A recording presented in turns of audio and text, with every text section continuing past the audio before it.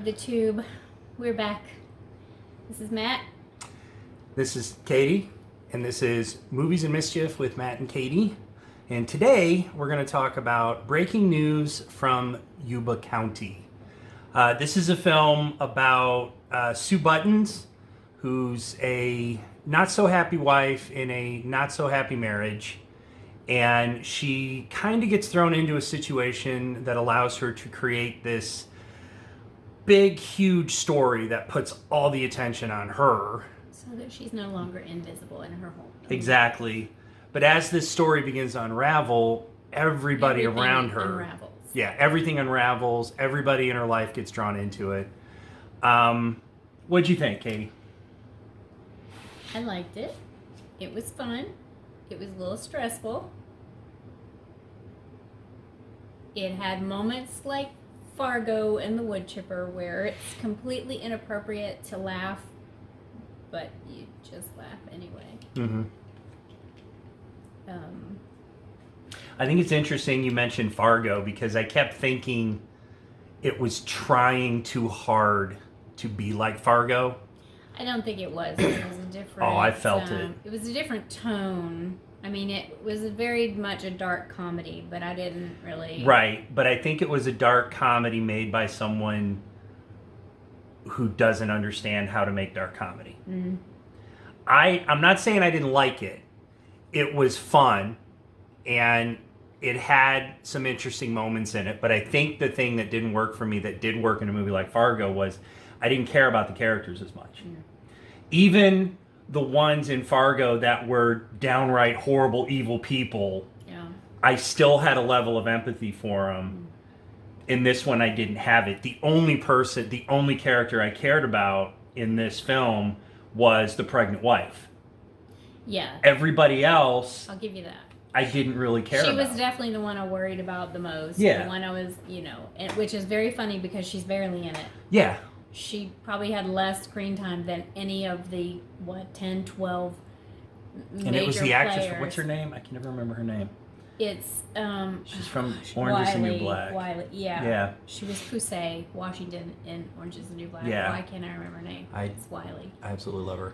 Yes, she's delightful. But, so that was my big thing with it, and I think that they had too many characters and stories to work with.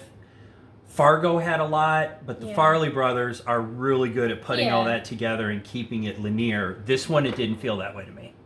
I didn't have any trouble keeping track of what was going on, which I think is important to say, because with this many characters, this many different situations unfolding, it would have been really easy to lose track, and I think they did a good job with that. Well, I didn't... There were a lot of places that I just thought, as a true crime junkie, Yeah. that's going to get you caught, that's going to get you caught, and at one point I even said, oh, this certain thing is happening in this moment, does she not realize it? Yeah. And then later they were like, oh, that certain thing was happening in that moment. So there were some points I thought it could have been resolved much faster. I suspect one of the reasons that they set it in Kentucky, in this kind of small town, was just the idea that they weren't going to be as on the ball as far as investigation. Yeah. And it was a little on the nose with, oh, you're just a woman detective. You don't know what you're doing. You're not a real cop. You're just going with lady guts. Yeah. The writing was lazy in certain spots, and I'll tell you, I don't know if you noticed, but the editing was bad in certain spots because there were two scenes. There was the scene where... Careful. No, it was just a scene where one of the characters walks into a room with one shirt, but then when she walks out, it's in the bowling alley. She walks out and she's got a different shirt on. And then there was another scene. I didn't notice it. There was another scene where the same exact thing happened, where the same character walks into a room and then walks out with a different shirt. Huh. And something like that completely takes me out of the film. I didn't pick up on it because so much was going on, and because I like that actor so much. Yeah. That I'm always just kind of waiting to see who what I they're thought gonna was do not next. Aquafina's in it, and I thought that she was underutilized. That was another thing. I Yeah. don't think because I like her too. She can be a bit much. Yeah. But the stuff that I've seen her and I really like, and in this one, I don't think the director knew what to do with her. Yeah. And I just, the not just the editing as far as like making sure they were putting the same scenes together, but I think continuity issues. But I also think there was just some problems with cutting the movie together. It didn't have a linear flow to it like a film like Fargo had. Yeah, it's definitely a lighter. I mean, it's not a Fargo level. It's not Memento. It's not going to be something that you have to stay super focused in on. There's a lot of like, whoa moments which were fun, but it did stress me out, but not necessarily in the way I think they probably wanted you to be stressed out. Yeah. I don't know if that makes any sense. Now, that being said, I'm not saying don't watch it. Yeah, it was fun. It was a fun movie. It was fun. I don't think I'll need to watch it again. Yeah, this isn't one I would put in my Blu-ray collection, but I'm glad I watched it. It had some fun dialogue. Wanda Sykes is great, and I can never remember.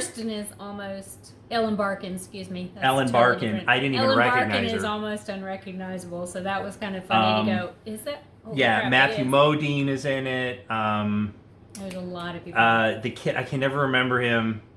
I can never remember his name. He was one of the McPoyle brothers on Always Sunny. He was the on the Late Show with David Letterman for a while. He was Lyle the intern. You guys will remember him. So yeah, breaking news from Yuba County, pretty good. Yeah, I'm Tons not of recognizable faces. The performances were good. The comedy bits were good depending on which actor was in. All of Wanda Sykes' comedy stuff was spot on, which it always is. Yeah. Some of the other stuff fell flat for me. There were a couple parts where I heard you chuckling and I'm like, what are you laughing at that for? That's stupid. That's just lazy. Yes, but here's the difference. When you tune out of a movie, when you decide that it's not what you thought it was going to be, or whatever, you tune out and stop giving it any kind of credit. Not that I don't give it any credit, but my attention wavers. Yes, and then you start looking for things to be critical of. Where I only do that sometimes, and I try really hard to let it get farther into the movie before I do it. But I don't think it's getting critical noticing that a character's wearing a different shirt. No, but I mean things like once you decide, well, they've been lazy, then things that you might have laughed at, you won't.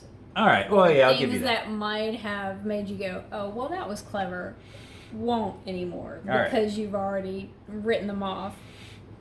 Marriage tip number 45: agree with your wife. So don't. Not if she's wrong. She's right on that one. Not if she's wrong. All right, so to wrap up, it was just a light, fun. I mean, don't pay for it, but if it's streaming and you want something, you don't really have to pay super close attention to. We rented it for $5. Yeah, it's like,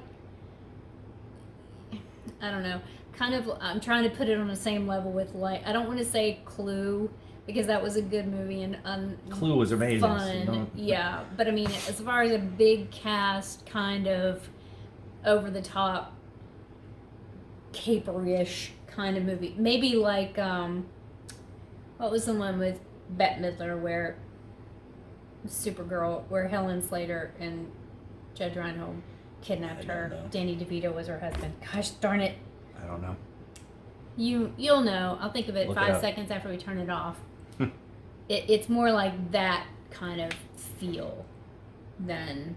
It's like a light. Than usual. It tried to be Fargo, but it didn't work for me. Maybe a little bit. It didn't work for me. All right, so breaking news from Yuba County. Katie enjoyed it more than I did. We give it a lukewarm okay. Yeah. It's worth a look when it starts streaming for free. It might be a good time filler for a lazy Sunday afternoon.